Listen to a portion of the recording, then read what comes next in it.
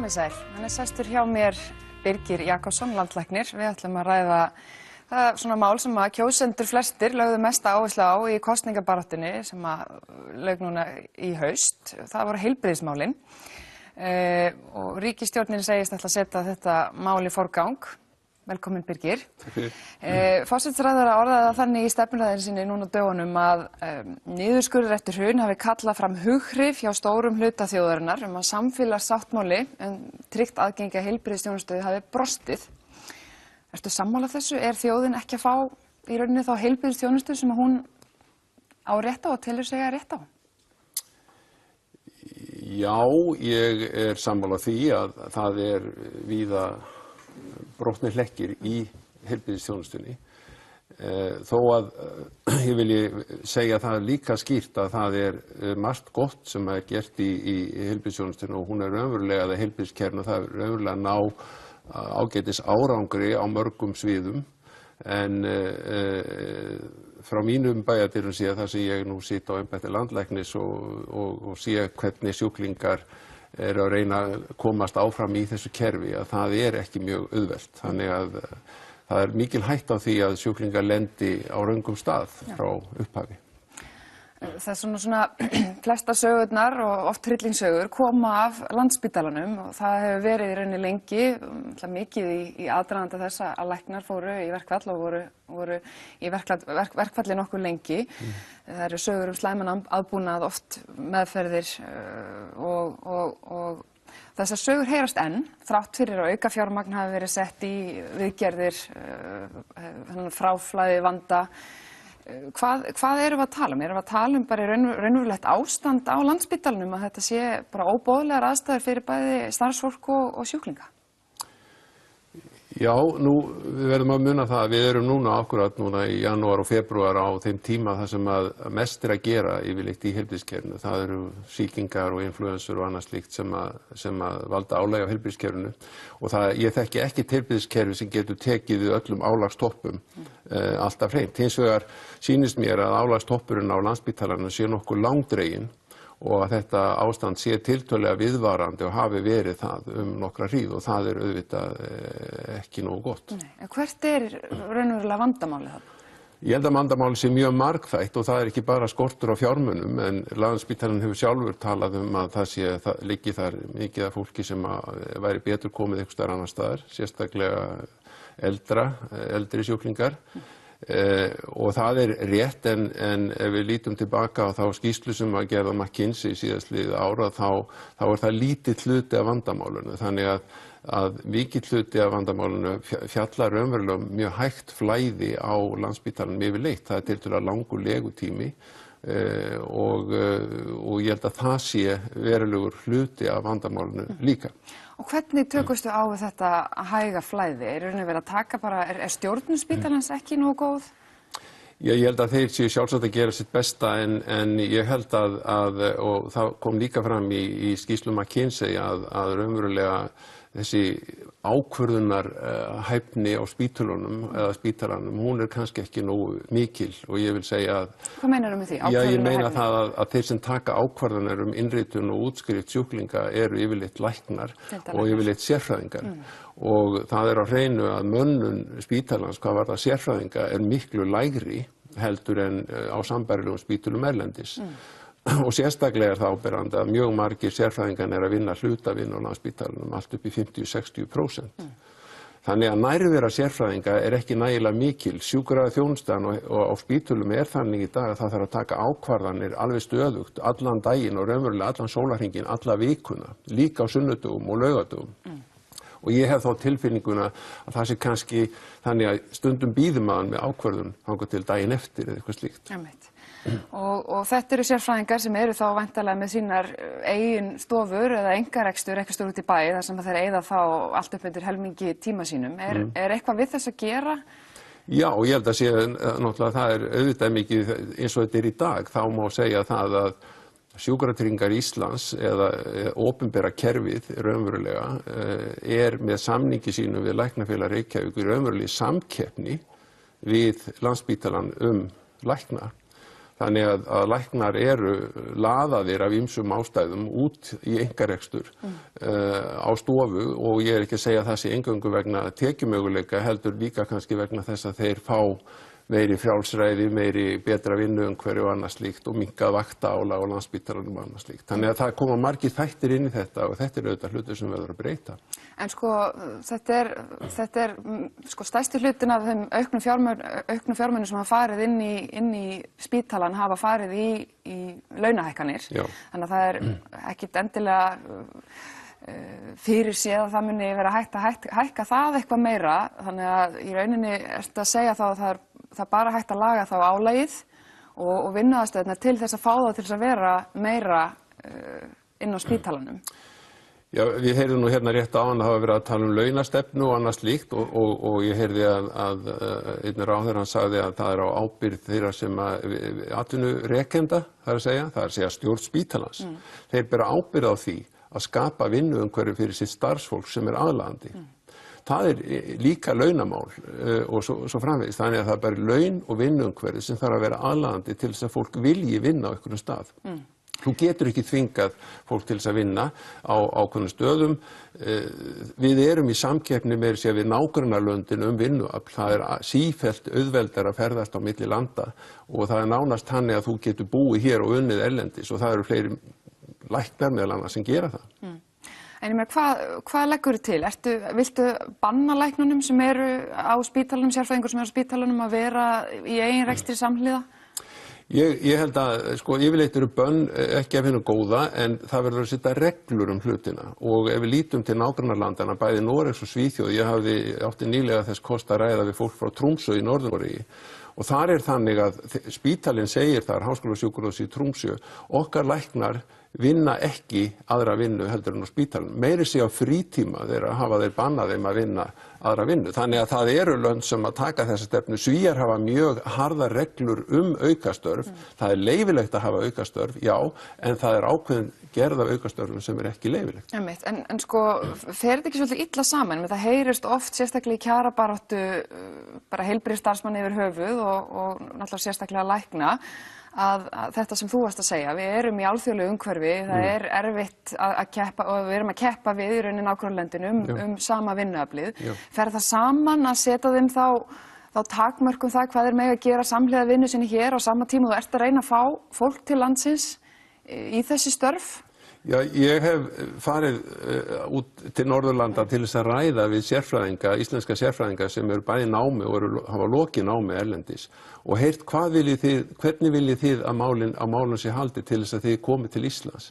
Það var verulegt mál hér fyrir 1-2 árum að hækka launlækna því að þau voru og heilbrigðisstarfsfólks og þau voru ekki sambærileg við það sem gerist á Norðurlöndunum. Það hefur verið gert. Þannig að nú held ég að launasamkeppnin þar liggjum við raunverulega mjög vel til. En hins vegar var það mjög skýrt að þeir vilja að hafa þannig umhverfi á Háskólasjúkrahúsinu þannig að þeir geti sinnt sínum störfum með sínum sjúklingum á því sérsviði sem þeir vinna. Þeir geti sinnt vísindastarfi og þeir geti sinnt kennslu. Það er það sem þeir eru að gera erlendis og þeir vilja gera það hér. Þetta er raunverulega ekki mögulegt ennþá eins og ástandið er í dag. En telurðu að við séum á rangri leið? Það hefur náttúrulega alltaf meira og meira verið sett í einkarekstur af heilbrigðiskerfinu. Núna náttúrulega hefur farið hátt þessi mögulegi samningur við klíníkina sem hefur verið varðandi aðrar aðgerðir hingað til. Erum við á rangri leið? Erum við að fara of mikið út í einkarekstur? Nei, ég held að við verðum að gera okkur grein fyrir því að það hefur verið einkarekstur á Íslandi langa hríð, í áratugi. Það er alveg rétt að hann hefur aukist, ekki vegna þess að við höfum ætlað okkur að auka einkarekstur, heldur bara vegna þess að þessi samningur, hann býður upp á það að læknar fari stöðugt út í einkarekstur og hann hefur aukist ár frá ári. Þannig að við erum með einkarekstur og þó að klínikinn gerir einhverjar aðgerð hingað og þangað, það er umverulega sára lítið í þessu stóra máli einkarekstur. Ég hef ekkert að móti einkarekstri, bara hann keppi á sömu forsendum eins og opinber rekstur. Það gerir hann ekki á Íslandi. Og hvað vantar í rauninni til þess að þetta umhverfi í rauninni verði heilbrigðara? Já, það þarf fyrst og fremst að hafa sambærilegt greiðslukerfi fyrir bæði opinberan rekstur og einkarekstur og gera sömu kröfur gæði og afköst og annað slíkt á báðum þessum stöðum.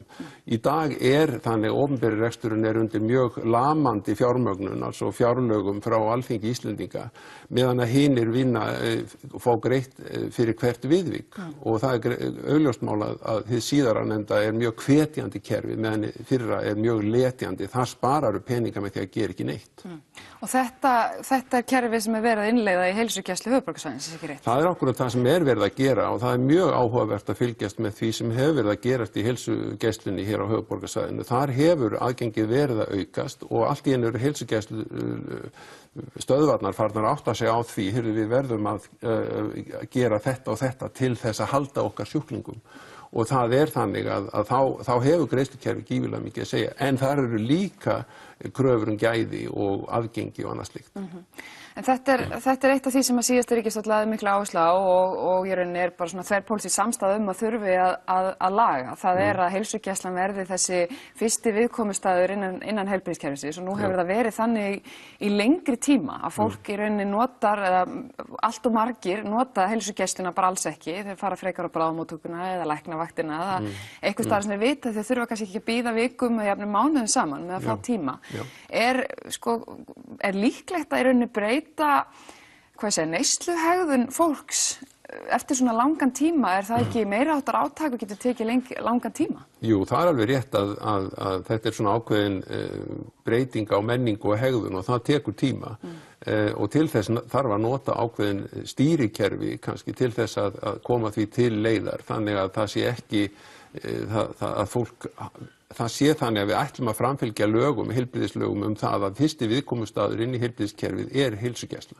Til þess þarf að gera heilsugæsluna þannig úr garði að hún geti tekið við þessu hlutverki og í dag hún það ekki. Það eru þó tilhneiging til þess að breikka starfsstéttir innan heilsugæslunar þannig að það séu aðrar stéttir heldur bara læknar og hjúkrunarfræðingar. Það liggur fyrir að það vantar ekki bara lækna hérna, það vantar hjúkrunarfræðinga og við virðist vera að mennta töluverðan fjölda hjúkrunarfræðinga en þeir sækja einhverju hluta vegna í önnur störf. Það snýst öllum líkindum bæði laun og svo líka mitt aðbúnað og álag og slíkt. Hvað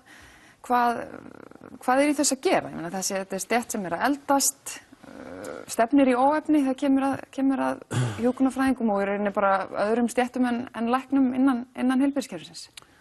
Já, það náttúrulega, ef við lítum á tölurnar, þá höfum við raunverulega ekki færri lækna, hvorki sérfræðilækna eða heimilislækna miðað við Norðurlöndin, miðað við fjölda íbúa í landinu og það gildir líka menntaða hjúkrunarfræðinga en það eins og þú segir, sérstaklega varðar hjúkrunarfræðingarna þeir fara í önnur störf og þar náttúrulega launamál sennilega og umhverfi yfirleitt skiptir það verulegu máli. Það engin vafi á því að vinna í heilbrigðiskerfi sem á að vera starfrækt allan sólarhringinn, allt árið kring. Það þýðir það að þú ert að vinna helgar, þú ert að vinna á stórhátíðum og svo framvegis og framvegis. Og þegar þú hefur völ á öðrum störfum sem eru kannski betur borgum. En ekki líklegt að þetta sem að lýsa áðan með læknana, að þeir séu mikið til ekki á staðnum, að það bitni einhverju leyti á hjúkrunarfræðingur sem eru mjög mikið, hjúkrunarfræðingar og náttúrulega sjúkraliðar mikið þarna á staðnum og hljóta þá að þurfa í rauninni að halda þessu gangandi á meðan? Ég alveg sammála því og það hlutur sem að ég hef séð bara sjálfur þegar ég starfa sem læknir að ef að reyndir læknar vinna með þessu starfsfólki eins og þeir eiga að gera, hjúkrunarfræðingum og öðru starfsfólki, þá skapast ákveðið öryggi á staðnum, þannig að öllum líður betur. Okkar spyrja aðeins bara svona persónulega, þú starfaðir lengi í Svíþjóð eins og þekktir og Íslendingar líta náttúrulega mikið til Skandinavíu, það kemur að bara velferðarkerfinu og þar á meðal heilbrigðiskerfi. Erum við mikið aftar á merinni en Skandinavía?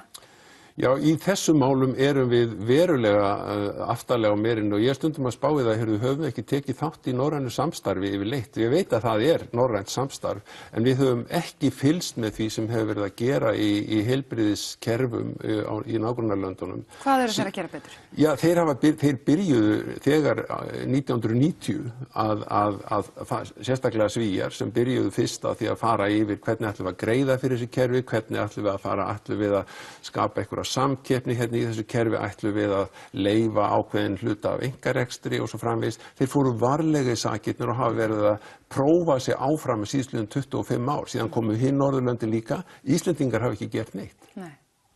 Erum við eitthvað stað betri? Stöndum við okkur eitthvað stað betur en Skandinavíu? Já, auðvitað erum við að mörgu leyti betri á mörgum sviðum, sérstaklega í fótbolta kannski eða einhverju, en auðvitað, nú er ég bara að gera ganni mínu nánast, en ég hef litið á það sem mitt hlutverk, frekar að vera svona svolítið krítískur á það sem við getum gert betur og benda á það til þess að bæta heilbrigðiskerfið og það er mér mjög mikill akkur að bæta kerfið þannig að það sé betra fyrir þá sem eiga njóta þjónustunnar, altså sjúklingarna. Eitt svona í lokin, sko, það liggur fyrir heilbrigðisþjónusta almennt sem málaflokkur er að verða dýrari og dýrari. Þjóðin er að eldast og bara þjóðir heims er að eldast, við lifum lengur. Og þetta mun alltaf verða kostnaðarsamara fyrir ríkið. Allt sem þú hefur sagt hérna í þessu viðtali bendir til þess að það sé mikill skortur á stefnumörkun í heilbrigðisþjónustu. Erum við með nægilega skýra áætlun hvernig við ætlum að mæta þessu stóra verkefni sem framundan er? Nei, að mínum að höfum við ekki verið það. Hins vegar veit ég það að það hefur verið starf í ráðuneytinu síðastliðin 2 ár til þess að marka ákveðna heilbrigðisstefnu og hún komst aldrei úr raunverulega ráðuneytinu fyrir þingið eins og hann átti að gera vegna kosninga og svo framvegis. Það er margt í því skjali sem er mjög áhugavert og ef það verður gert að einhverju leyti þá munum við komast á rétta braut að mínum mati. Þannig að við erum með ákveðna hluti í gangi en gengur ansi hægt. Mér langaði bara að nefna það, ég hafði áhuga á því að ræða svona aðeins við þig þetta plastbarkamál en þú hefur náttúrulega komið því á framfæri að þú tellir ekki tímabært að gera það fyrir en að rannsóknum bæði hér og erlendis líkur endanlega. Það hefur ekkert breyst það? Nei, það eru komnar 2 mjög umfangsmiklar skýrslur í Svíþjóð málið og svo er hérna rannsókn í gangi íslenskir rannsókn sem lítur á þetta frá íslenskum aðstæðum. Þær aðstæður hef ég raunverulega ekki verið sérstaklega innblandaður í þannig að ég get raunverulega ekki kommentera það. Það er annars vegar hvað varðar sjúklinginn og hins vegar varðandi vísindastarfsemina. Ég held við verðum bara að bíða og sjá hver niðurstaðan verður. Já, fáum að ræða það við þig þegar það er tímabært. Birgir Jakobsson, takk kærlega fyrir komuna. Við verðum hérna aftur eftir örskamma stund með Þorgerði Katrínu Gunnarsdóttur, sjávarútvegs- og landbúnaðarráðherra.